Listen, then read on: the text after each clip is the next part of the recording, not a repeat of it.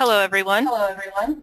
Tristan Hightower here, Hightower here, Operations Manager for the IGDA.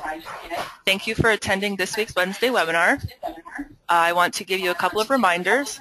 This session will be recorded, so you'll hear Dan, but you will not be able to talk. If you have questions, please put them in that question box, and they will show up on a screen for Dan and I. Otherwise, we'll go ahead and get started. It's my pleasure to introduce Dan Adelman, who was formerly with Nintendo, and I will go ahead and let him do the rest of his introduction. Great. Well, thank you very much. Really excited about this opportunity, so thank you for inviting me to do this. I'll just start off a little bit talking about myself so that people kind of know where I'm coming from and what my background is. So right now I am the sole employee of Dan Adelman LLC, and my mission these days is to work with small indie teams on the business stuff.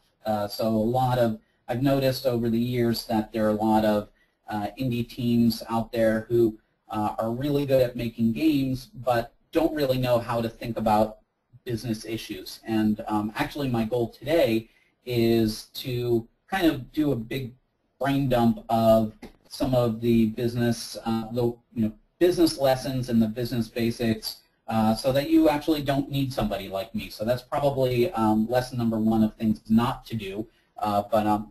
That's, I think, probably going to be useful for everybody. Up until last Friday, however, I was at Nintendo for 9 years, where I ran the digital distribution business. So most recently, that was the Nintendo eShop, both on the Wii U eShop and the 3DS eShop. And we released a couple of high-profile games recently, like Shovel Knight. There's a nice article just put out, I think, yesterday about how that's performing. It's been getting great reviews. Guacamelee Super Turbo Championship Edition just came out. 1001 Spikes came out for both 3DS and Wii U. And before that, in the last generation, we had WiiWare and DSiWare, and those were actually some of the first digital distribution platforms that really made a point of highlighting games by the indie community. So games like World of Goo and Cave Story and the BIT.TRIP series like BIT.TRIP Runner, all of those really got their start on WiiWare.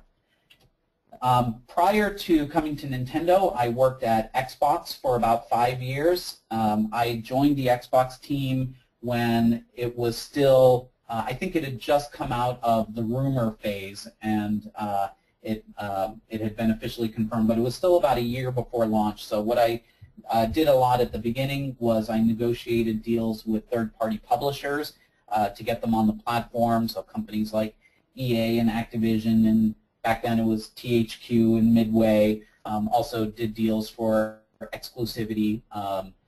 Probably my favorite one of those was Star Wars Knights of the Old Republic, which was done with LucasArts and BioWare.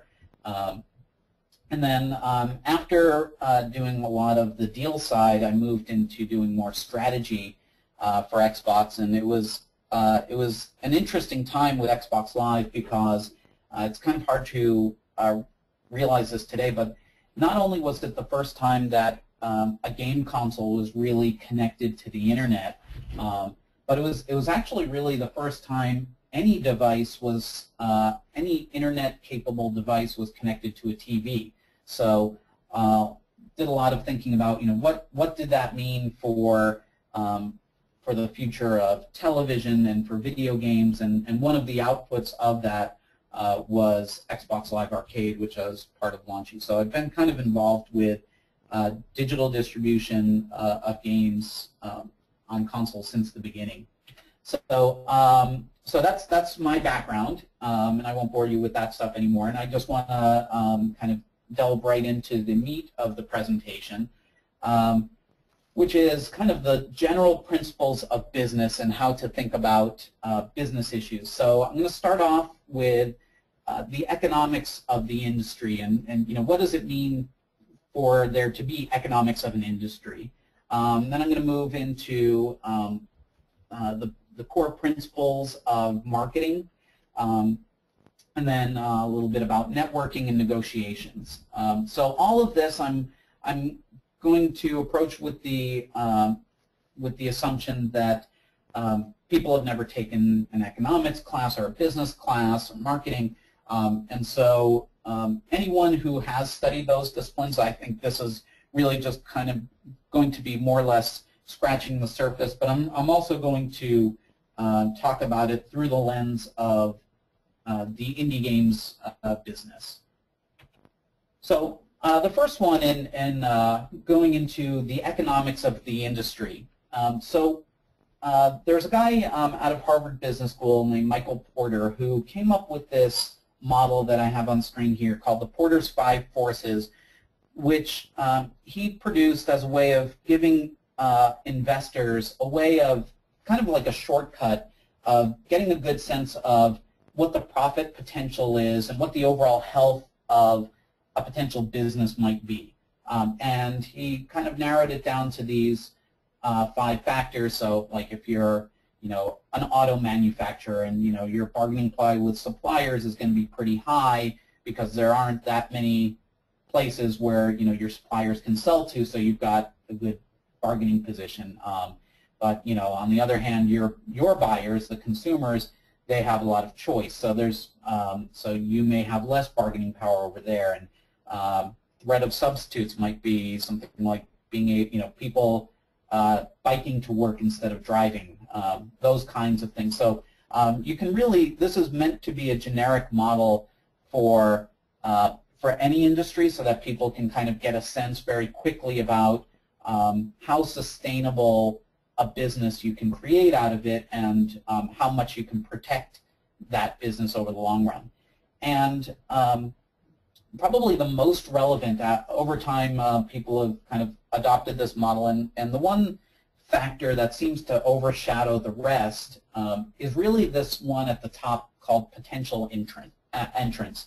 And in economics, you'll see this idea of if there are no barriers to entry, really what that means and what's going to happen is that over time, doesn't happen overnight, but over time, as people see that, wow, there's profit to be made over there and it's relatively easy to get access to that, people will keep coming into that market, and the more supply there is, then the more the profits get whittled down until, and this is in economic theoretical terms, it plays out to the very end, which is that economic profits are bid down to zero.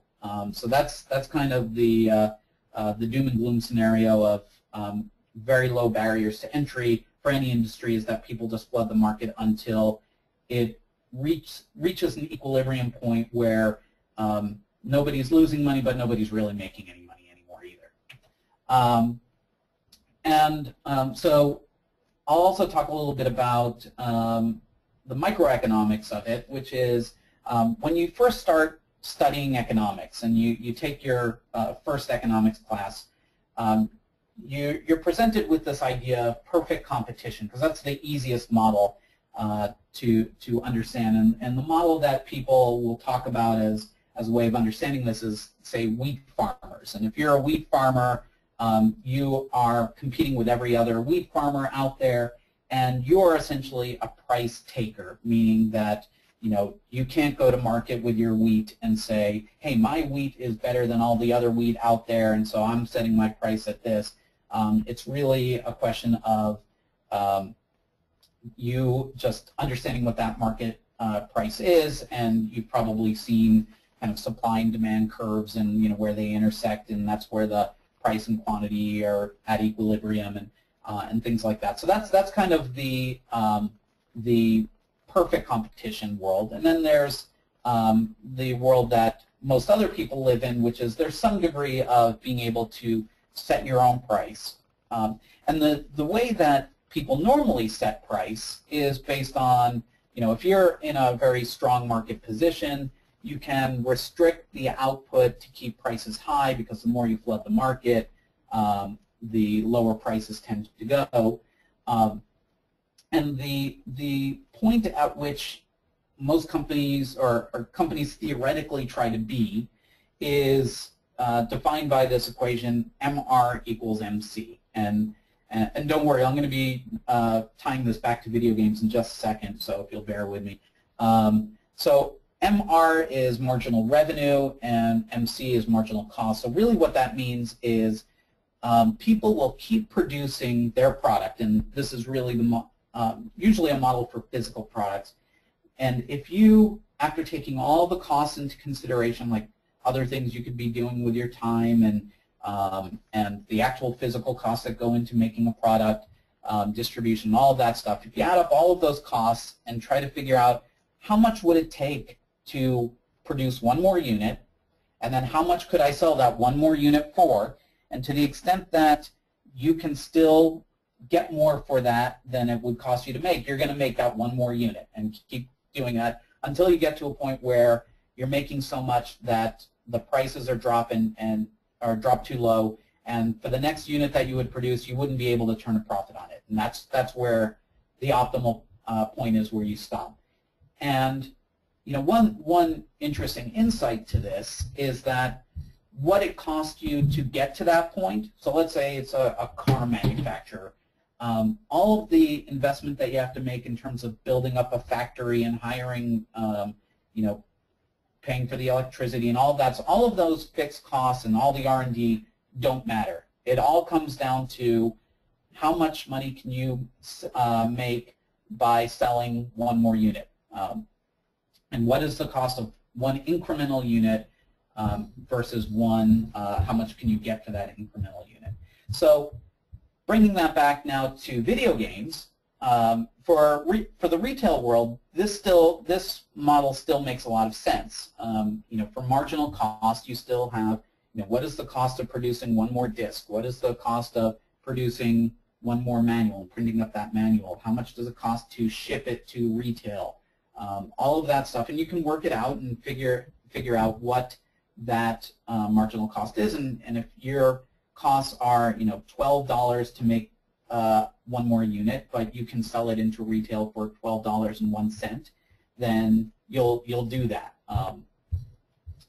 But for digital games, it really doesn't make sense because the marginal cost of selling one additional unit is zero. It doesn't cost you anything to produce one more unit. And so, in terms of the economics of the industry, it's a little bit of a doom and gloom situation where you've got the worst of both worlds. On the one hand, there's very low barriers to entry because the development tools are becoming easier and easier to use. They're becoming cheaper and cheaper. Anyone can make a game. In junior high school, they're teaching people how to program, and with the tools that are out there, you can put together something that's not that bad. And if you look at the App Store, you can see the hundreds of thousands of applications that are out there, and that's because it's so easy to enter the market. And on the other hand, we've got the fact that that marginal cost is zero, means that everyone's going to keep reducing their prices down to zero. And so we're seeing this race down to 99 cents on the App Store, and now people are trying to think, well, how do I get even lower? And so you've got things like bundles, and you've got free-to-play, and everyone's trying to figure out, well, how do I get closer and closer to zero, which is not a healthy way to be. And so, the big question then is, how do you kind of avoid being kind of pulled down into that? And really it comes down to, going back to basic economic theory, you want to be on the price maker side of things and not a price taker. So if you've got a game that is like the game equivalent of wheat, where, here's my game that looks just like everybody else's game, and, well, there's a market price for what that game is. And and you're just fodder, and you don't want to be in that position. So you want to stand out. You want your game to stand out, and one way to do that is marketing. And I'm going to talk about marketing in a second, but I'll encourage you to think about marketing not in terms of just how you're promoting the game, but holistically, which includes the game itself. So that leads to the 4 Ps of marketing, which is going to be extremely well known to anybody who does marketing. This is kind of like the fundamental basics. Usually when I talk about the 4 Ps of marketing, usually it just kind of rolls off the tongue of saying price, product, promotion, place. I think it's presented that way in most cases. I'm going to do it slightly out of the normal order just because I think it makes more sense for game developers to look at it in this way. But the important thing to think about in terms of the 4 Ps of marketing, and something that I'm hoping everyone will have in the back of their minds as they're looking at each one of these, is making sure that you're not necessarily considering each one of these in isolation, but really making sure that it's consistent throughout through each of these pillars. So the first one is product, and it really starts with the game itself and the quality of the game itself. And it's no secret that the quality of the game is the most important thing. So you can have the best marketing pitch in the world, but if your game isn't very good, you're going to have a really tough time selling it. So a lot of people ask me, how do I be successful in video games? And my first answer is, well, first you have to make a good game. And people say, yeah, well, after that. And it's like, no, you really have to make a good game. So some of the things like what is a good game, some things to keep in mind is, production values matter.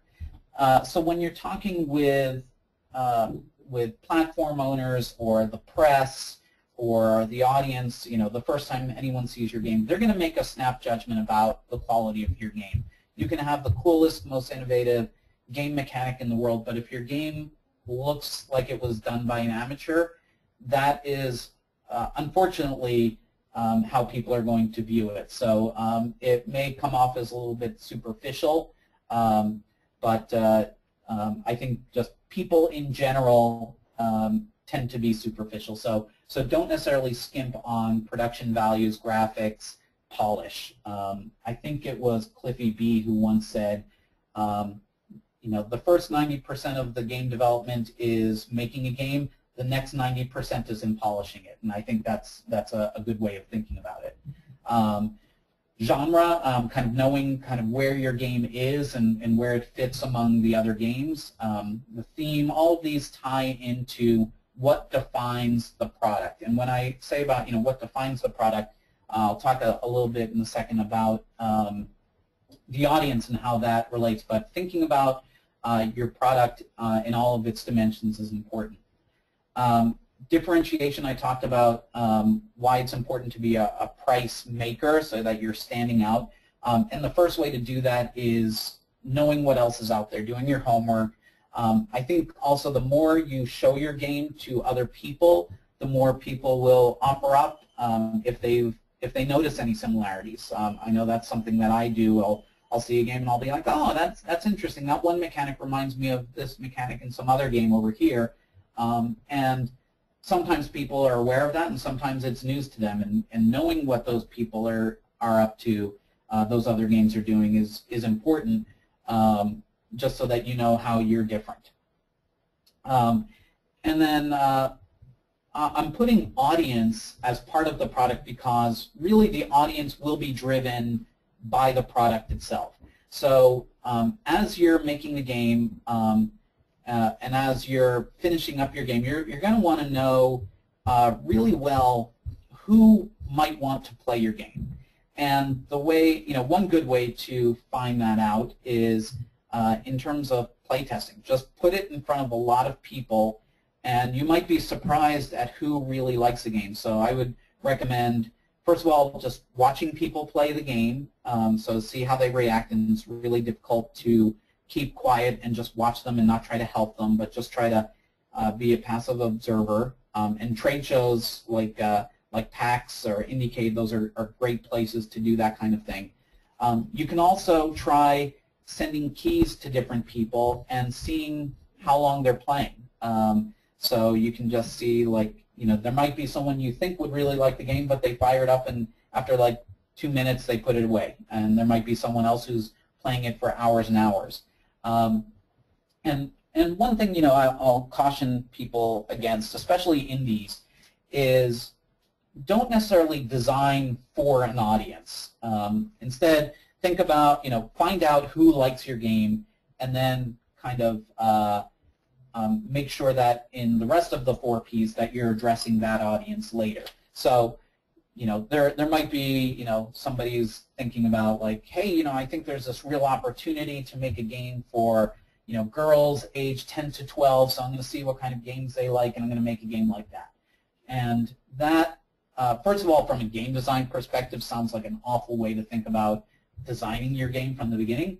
But also, it's probably a bad idea from a business perspective, because if you're designing around what people have already liked, you're really not going to stand out. You're not going to showcase what it is that, and you're not going to surprise anybody. So instead, make the game you really want to make, and then find out who else is really into it. And you might be surprised, but knowing who that audience is going to be important for the other 3 Ps. Move on to price. A lot of people ask me what price they should set for their game, and it's a very individual kind of decision to make. It's really tied to the nature of the game itself, really. But in general, my advice to everyone is to aim high. So if you think, my game is, I see all these other games at $15 or $20, and I think I'm gonna try to be a good value by pricing it at $12. Then really what you've done is you've kind of communicated that you don't have a lot of confidence in the quality of your game, and people won't necessarily see it as a bargain. They'll see it as a waste of their time. And for a lot of games, like I think a lot of people nowadays have hundreds of games on Steam, in their Steam library, and they haven't played a lot of them because time is actually the bigger constraint than money in a lot of cases. So be careful in terms of what you're signaling with your price. But by the same token, if your game is really the equivalent of a $5 game and you try to price it at $20, people will call you out on that. So you have to have a sanity check. But in general, aim a little bit high. The other reason, or another reason, is that it leaves some room for discounts. So if you're starting off at $15 and you've kind of cemented in people's minds that this game equals $15, that if you do a 33% off sale, then you're then pricing it down to $10, and you're getting $10 per unit, and people are thinking that they're getting a deal because they're saving $5 off the normal price. And meanwhile, if you start off at $10 and do a 33% off sale, then you'll be getting $6.66 instead of $10, and people will still be thinking about the same way, that they're getting 33% off. So so definitely leave some room for that discount. Bundles are great for later on, as as I mentioned before, about bringing your marginal revenue down to that marginal cost and squeezing every little bit out of the game that you can. Bundles are absolutely great for that. I wish, though, on an industry level, there was a way for us to coordinate how that should work, because unfortunately, there's a bit of a disconnect, and this is well documented in both group psychology and economics literature, that sometimes what is good for any one individual, and if each individual pursues their own self-interest, it's actually worse off for everybody. My favorite example of this is, imagine you're at a baseball game or some sporting event, and something's going on in the field and you want to see better, and so you'll stand up so you can see better. And for for any one individual who stands up, that's going to be the best solution for them, that they're going to see better. But if everybody stands up, then everybody is exactly where they started off, and actually they're worse off because now they're uncomfortable because they have to stand to see over everybody else's head. So in the same way, it's great for each individual game to take advantage of these things, but I do worry a little bit about what it means for the health of the overall industry if everybody does that, because then it kind of hurts the economics for everybody. And so that's something that I'd like to think through to see how can we make it so that everyone can maintain that profitability. And I think a lot of that's going to come from how we communicate all of that to consumers. But that's kind of a long-term thing that I'd like to see if we can tackle on an industry level basis. But on a game-by-game basis, still right now, bundles are a great way to go after you've already kind of achieved all the sales that you're going to get on your own. Place that is really distribution, or probably for video games we can call it platform, and still maintain the 4 Ps. So they call it place even though they meant distribution, just because the people who came up with this model really wanted to keep the letter P consistent. But choosing which platform you want to release on and where you want to focus on first is, of course, going to be important. And a lot of people will start off by thinking, well, what's the install base? Because the more customers the platform has, the more you can, more potential customers you have to sell to. But as I mentioned before, when thinking about your product and who the audience is, who's playing the game and who likes the game, think about where that audience is. So I'll use that example of Shovel Knight. If you haven't read their article that they wrote about their experience on it, I'd highly recommend it.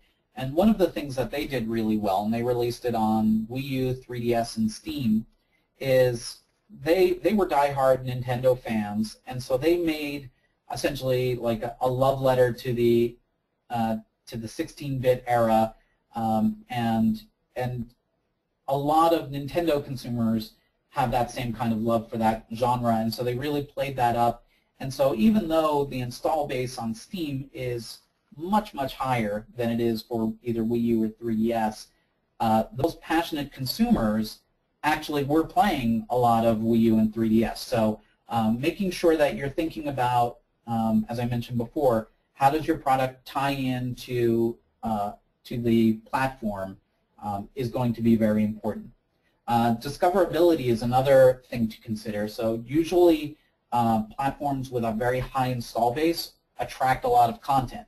And that's great for those platforms, like iOS has a ton of content, and Steam is getting more and more, and they're lowering the barriers even more. So even more content is going to flood in, but that makes it all the more difficult to stand out. So there's a balance a little bit of, what is that ratio of install base to content, and so to the extent that there's a favorable ratio there, where there's higher install base relative to the amount of games that are on the system, that's important. The last thing to consider is what platform is excited about your game.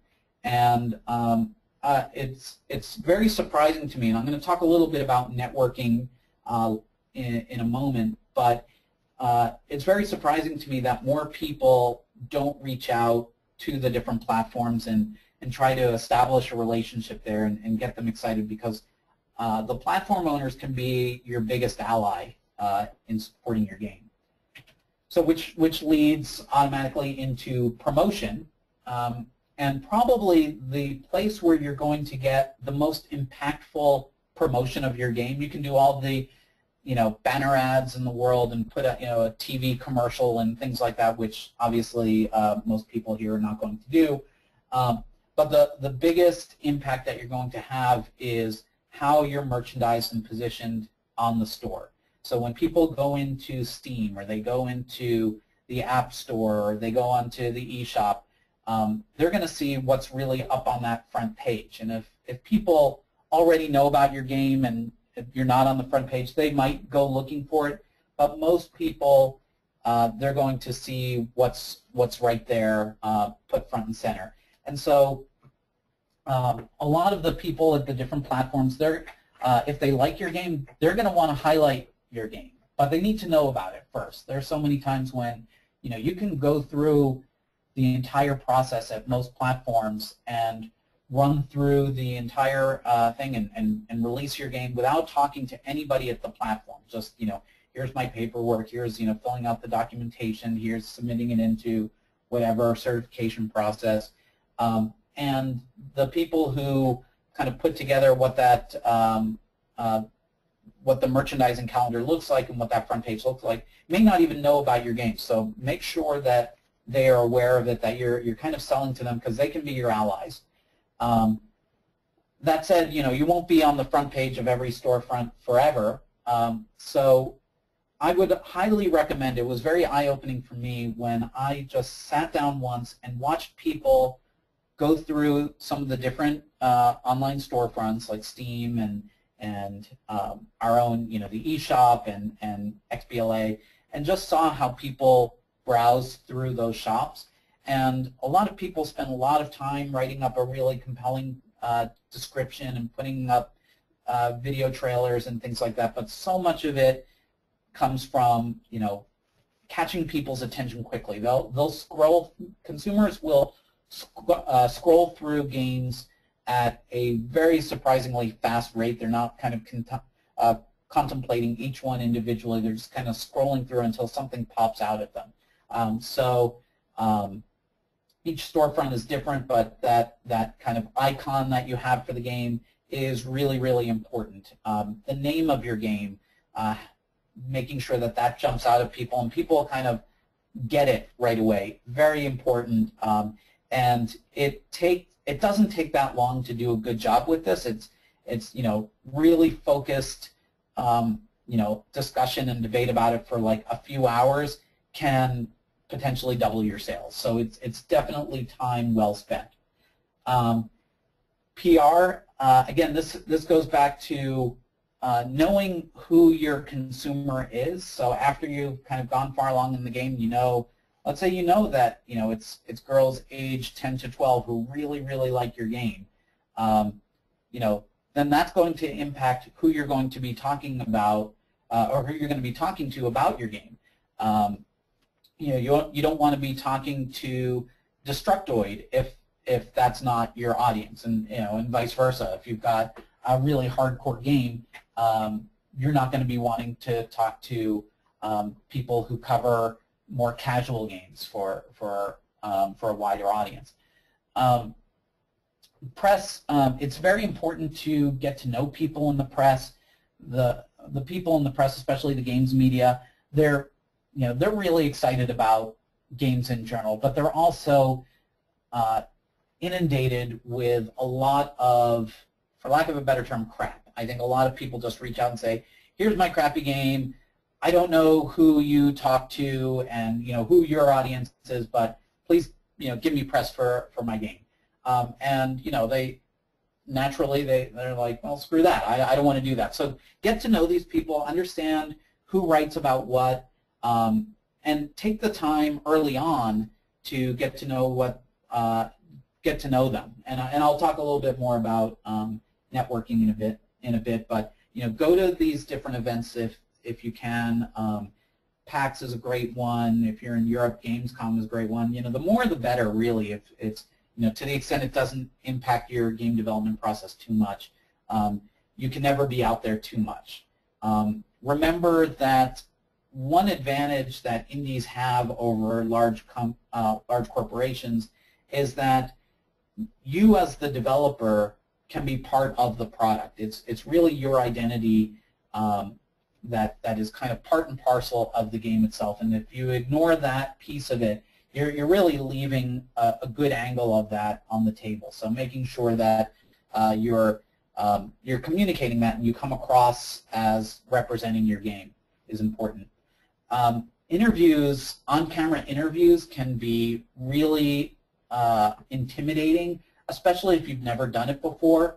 And one thing I recommend to everybody is, set up a webcam or set up, a camera on a tripod and draft some questions that you think you might get, have someone read them to you, and practice it as if it's for real, and then play it back, and you'll be surprised how you look on camera. And it's really good to get that out of your system before it really matters, so you can see, like, if you're frowning a lot or you look like, you're kind of looking off to the side a lot when you're giving your answers and you look kind of shifty. Those are things that are good to know before the real deal. So definitely work on that. Start early, promote often. I've seen a lot of situations where a game developer will be working heads down on their game for months and months and months, and then they're like, okay, the game's done.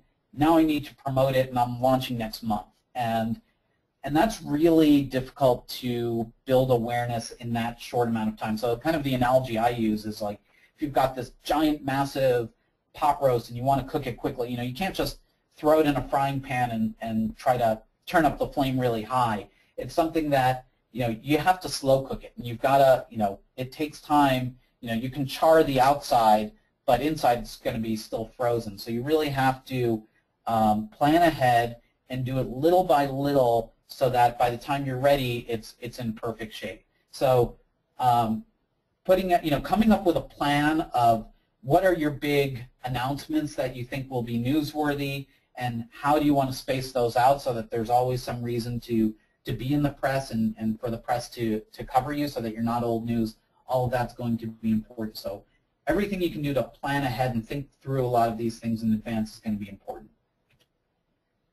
So I talked, so those are the 4 P's of marketing, and I mentioned networking and getting to know people, and just like the analogy with slow roasting a pot roast for marketing, contacting people when you need them it's too late at that point. And, that's probably a little harsher than it should be, but everyone knows the feeling, like when you can do somebody a favor and they've never given you the time of day before then, and then all of a sudden they're your best friend. They want a favor. It doesn't feel very good. And like I mentioned, people in the press, they're people too. The people in the platform want to support you. They want to be involved. So get to know them before you need them. If there's someone in the press who wrote an interesting article, be sure to let them know that you appreciated it. If there's some information that you think could be helpful to them, let's say they're writing about upcoming real-time strategy games, and you're not working on one, but somebody who is, that may not be on their radar, drop them a note and let them know, hey, this might be of interest to you. Don't do it too gratuitously. I think people can tell when something's not genuine and you're kind of angling for futures or favors in the future. So you don't want to come off as slimy or anything, but in general, be generous with doing favors for people. It helps everybody. Everyone benefits from it, and people remember that. And I think my launch of the announcement of my new company on Monday, I think, was a great example of that, and I'm really happy with how that played out, because for years I've at least made an effort to try to help as many people as I can, even if they weren't working on Nintendo platforms, and when I did, a lot of people made comments to that effect, and so that was very rewarding and gratifying for me personally, and I think the more people you have in your corner and the more people you're helping, it just makes this business better for everybody, and that's kind of the magic of the indie scene. If I can, wax philosophically for a second, you don't see, Activision helping EA out and doing favors for them just out of the goodness of their own heart. That's something that's really magic about the indie scene that I think is really special. The last thing is, remember that you live in a fishbowl, and it's not just, as I've learned from the hard way from personal experience, where you put out a random tweet and then it makes a headline and can make your life a little difficult for a little while. When you help somebody out, they'll tell people, and likewise, if you're rude to somebody, as much as it can make you paranoid, that can get back to you too. And I like to think of it more in the positive sense. There have been a lot of people where I've given free advice for somebody just starting out, and I didn't have any ulterior motive, just trying to be a good guy. And then I find later on that they were really good friends with somebody I really wanted to get to know and get to talk to, and that always helps. And so always remember that we live in a very small industry, and we work in a very small industry, and just helping everybody out is always a good thing. So I'll just kind of leave it at that. Getting to know people at all these events is also very important. Last but not least, negotiations.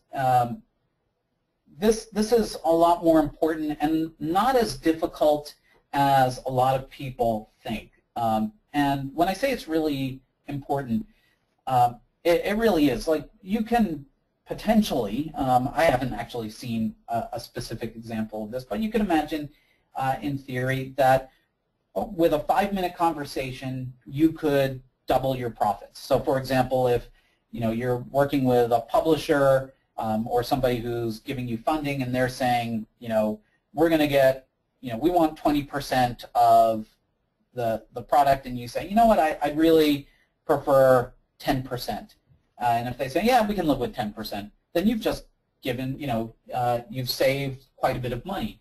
And there are a lot of examples where just being able to negotiate effectively can make your business much better off. And a lot of people think about negotiations in terms of being quick on your feet and being able to think fast and be aggressive, and that's actually really not a good way to approach negotiations. And you can kind of tell people who do approach negotiations that way, and they're just not good people you want to deal with anyway. Negotiations really start with an understanding of something called a BATNA is what people refer to it as. So BATNA stands for the best alternative to a negotiated agreement. So really, what's your backup? Like, if you are absolutely desperate to work with somebody and they hold all the keys, then you don't have much of a BATNA. You're in a bad negotiating position. If you need them and they don't need you, then you're basically going to have to live with whatever terms that they have, and vice versa. But understanding and doing a little bit of research and a little bit of homework and thinking through the negotiation from their perspective, the other person's perspective, will give you a good sense of where they are. And to the extent that I think everyone's going to have a range that you might have your high point, and anything anything below some threshold will be okay for you. And you've got this is the maximum I'm willing to spend on something, and anything below that is good. And they the person who's maybe providing a service might say, well, the least I can take is X, and anything more than that is gravy. So to the extent that there's overlap between your maximum price and their minimum, or vice versa, depending, then that's the room where you've got a discussion to have. But if you don't know that range and realistically what that range is, then you're going to have a really tough time. You'll be arguing over things that just won't resonate with the other person. a lot of times people think of negotiations as bargaining over some fixed amount, that, you know, there's this much money on the table and I want as much of it as I can get and you want as much of it as you can get, and we're going to be fighting over that and trying to come to something that's a little bit equitable. But I would also encourage you to look for opportunities to what they kind of call log rolling, which is finding ways, other areas of the negotiation where they care more about something than you care about it. So, for example, if you've got, you know, you're working with a platform and they are really all about exclusivity, and you don't care about that as much as you care about being promoted in their shop. So you can say, you know, I'm willing to give you 3 months of exclusivity, but in exchange, I really want a lot more promotion in the shop, or yeah, something like that.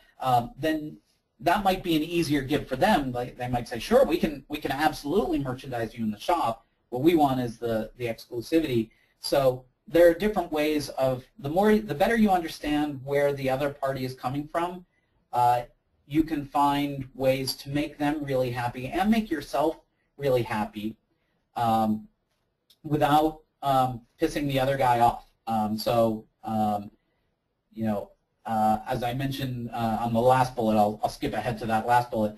You're going to have to work with the person that you're negotiating with in the future. So you really want to avoid a hardcore negotiation where you're, you know, getting into shouting matches and kind of bickering down to the last decimal point, because, you know, once the contract's signed, you're still going to have to work together. So try to make it as collaborative as possible. And now I'll go back to that second to last point. Practicing is important. I remember years ago, I personally didn't have the courage to do something like this, but I remember I was walking around with some friends. It was late at night. This was when I was living in New York, and we went to a pizza place, and it was about 5 minutes before they were going to close, and they had a pizza pie right there on the counter. And, you know, normally in New York, you go into a pizza place and you order by the slice. And so, you know, my friend said, you know, how much is a pie? And the guy said, well, normally, you know, pie is $17.99 or whatever it was. And my friend said, I'll give you $5 for it.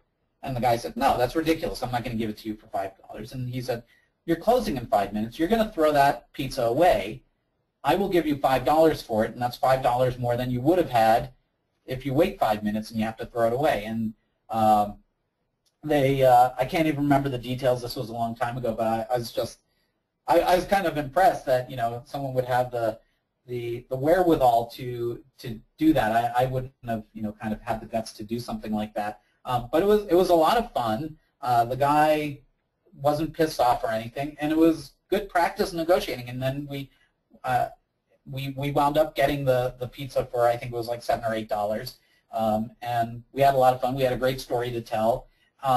It takes a little bit of courage, but getting out of your comfort zone is always a good thing. So so looking for little opportunities like that. Don't necessarily be scared of negotiations.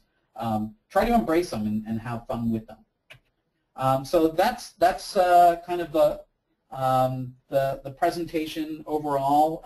I think we'll have some time for questions, and I'm going to look through some of the questions that are here. And so I'm going to have to maximize the screen here. So hopefully that was helpful. So let me let's see if I can maximize this. Okay, a little bit bigger. Okay, so I apologize. I'm looking through the questions right now. Okay, is it a good strategy to focus on one platform first, like Android, and then after it to distribute with iOS? Excuse me. In general, it really depends on your promotion strategy. So your and where your audience is. In general, though, I think a guiding principle is that if you're building up awareness to a general audience or to your audience, over time, you really want to get that awareness at a fever pitch right at around the time you launch. And so if you launch, you want to be on every device that people want the game on.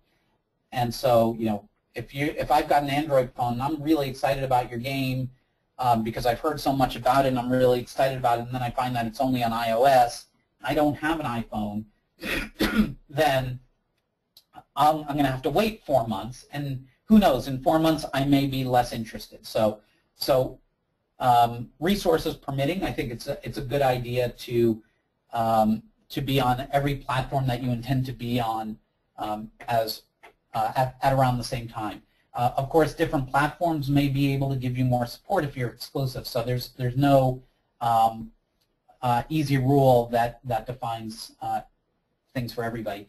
Another trend that I've noticed, and I'd like to get some more quantitative data to back this up, but my gut says that going from console and Steam to iOS is a better direction than going the opposite way.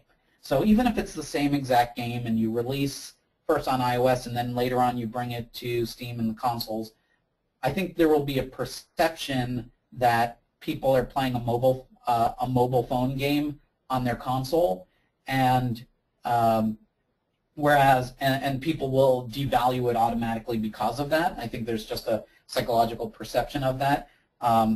It seems to me that going the opposite direction, if you've got a console game and then when it releases on iOS, that people say, wow, this game that I've heard of that's console quality game, and now I can play it on my iPhone, then that's they feel like they're getting a premium product. So that's just my gut sense. I'd like to see if there's any data to back that up. So another question: what was your inbox like yesterday?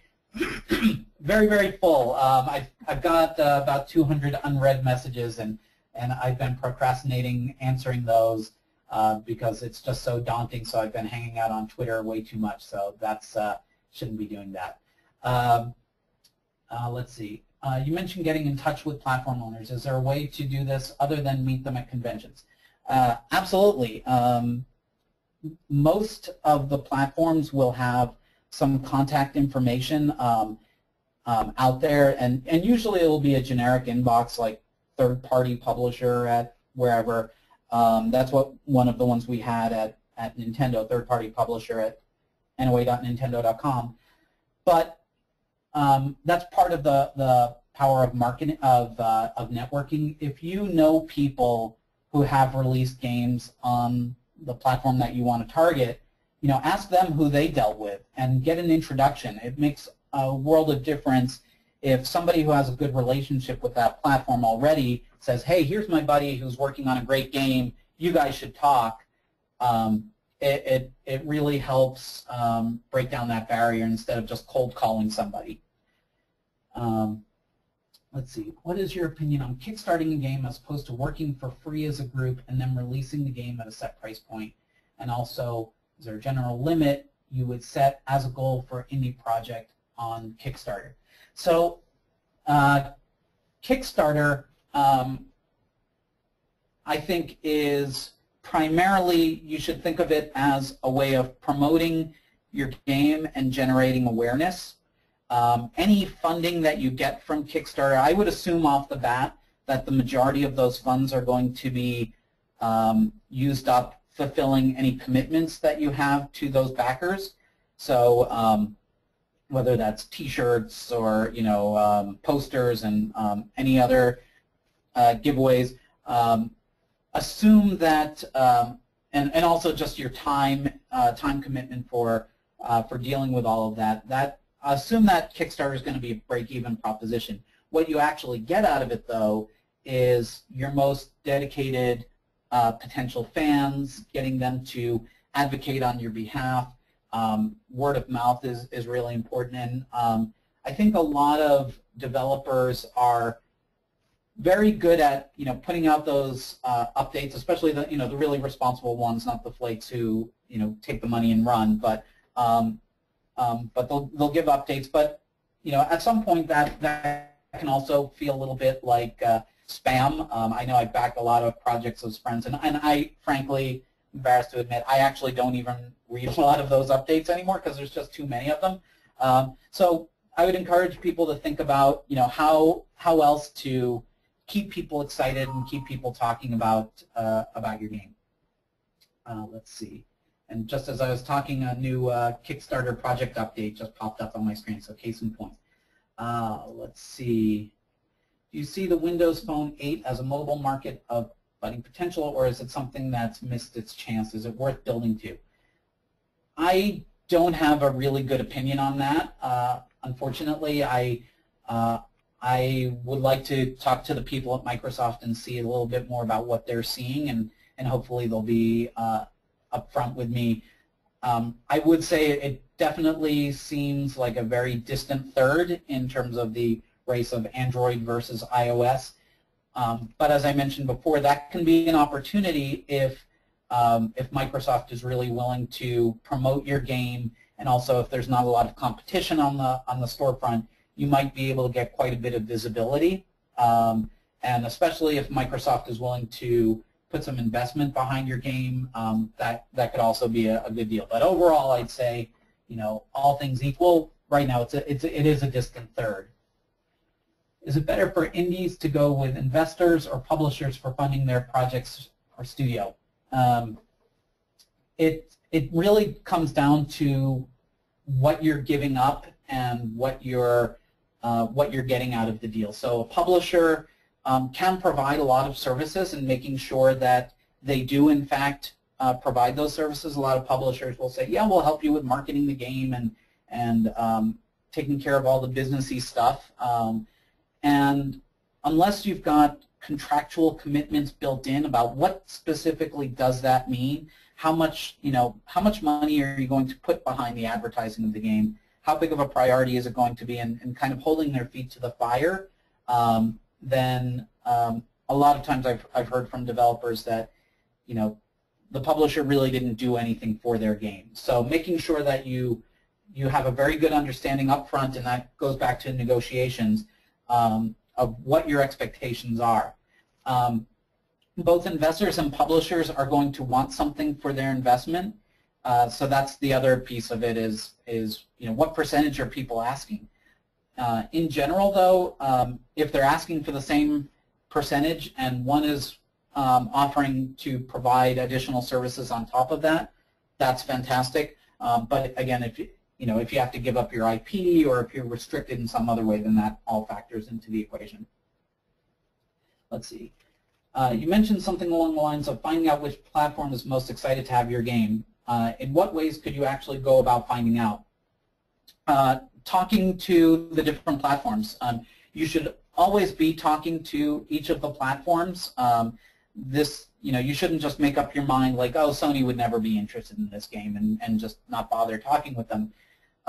As part of networking, who knows, maybe you're right, maybe the game you're working on right now is of no interest to Sony. They've got a million games just like it, or they're not, that's not who they see their consumer as. But if you get to know them and, on your next game, you say, hey, remember we talked, 4 years ago about this one thing, here's my new thing. You already have that relationship.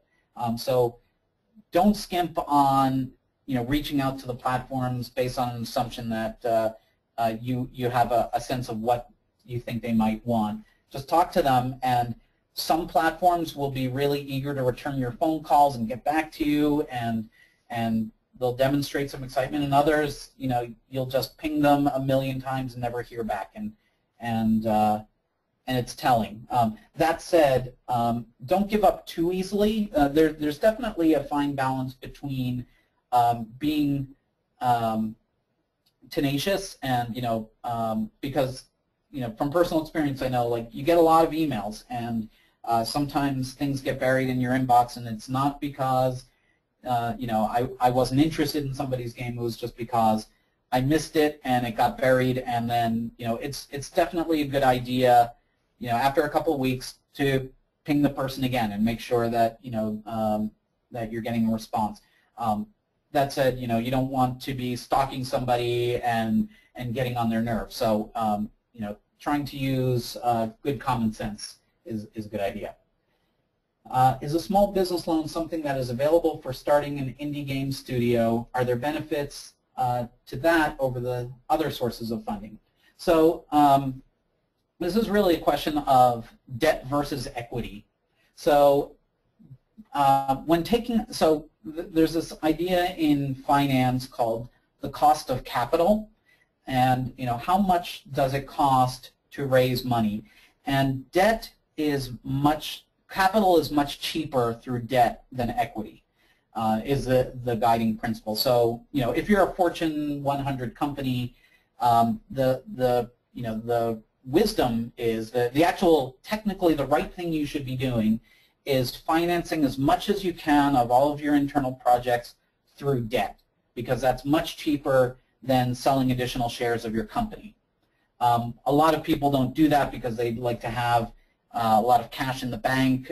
So like Microsoft and Nintendo also will have billions of dollars in the bank, which they really should be giving back to shareholders, and then any new projects take on the debt. The risk of debt, it's cheaper, definitely, so you'll be able to get those funds with it giving up less on the back end as a result of it. But the risk, of course, is that if you have a responsibility to pay back that loan. With equity, if you've got an investor and they put $1 million into your game, and then you release the game and it only does $5,000 of sales, they can't come back to you and say, well, you have to pay us back that $1 million. It wasn't a loan, it was an equity deal. Whereas if you borrow $1 million from the bank and you only sell $5,000 worth, then then you have to pay back that loan, and that can be uncomfortable. So figuring out what your tolerance is for paying back a loan is going to be important. And then debt is going to be cheaper than equity. So let's see, how do press and platform owners feel about gimmicks included with game announcements, assuming they aren't crass and fit the IP? For example, when Capcom promoted Mega Man 9 by including a case that looked like an old Nintendo cartridge. Generally speaking, are these evaluated at face value based on the game, or are they viewed as desperate and tired? It so depends on the execution. You really want to, I think in general, they're not a bad idea. What you want to do is you want to give people a reason to talk about your game. So if you've already released your game and it's out there, it's old news to people. Or if you've got, you've already talked about everything in your game, that's old news, and it's really hard to kind of keep re-announcing the launch of your game once it's already out. So give the press something new to talk about. So some of these gimmicks, if they're done well and they're fun, the press are likely to talk about it and say, hey, look what I got in the mail. This was really cool. This was funny. If it's not well executed, then then it's just junk and people will ignore it. So, and again, it all goes back to thinking about all of your 4 Ps and knowing who your audience is, and staying consistent with the theme of your game. So I think that was all the questions, and I appreciate there are a lot of nice comments thanking me for this. So, and I thank everyone here for listening in. Oh wait, there's one more. How will Nintendo handle their indie relationships now that you're gone? Is there someone in particular who's in charge? Getting a little bit off topic, but I'll answer this one. So there's actually a bunch of people there still answering emails, from indie developers. And I tried to mention in any interviews that I did, like, it's really not just me. So, everything's going to be fine. The sky's not falling. They are backfilling my role. So if you know someone that you think would be really awesome in that role, maybe shoot me an email and I'll forward it on to the people at Nintendo that I know who are looking at those candidates. I provided a list of people I thought would be really good, and if any one of the people, if they choose any one of the people that I put on my list, I think everything's going to be fine and everyone's going to be really happy with it. So yeah, so thank you guys very much for listening. I really appreciate the opportunity from the IGDA. Hopefully this was helpful and gave people a lot to think about. If you have any follow-up questions, I've got my email there on screen. My website, I'm going to be posting more thoughts that I have on the business stuff there, and I'll also be on Twitter, and you can ask stuff on Ask FM. So thank you guys very much.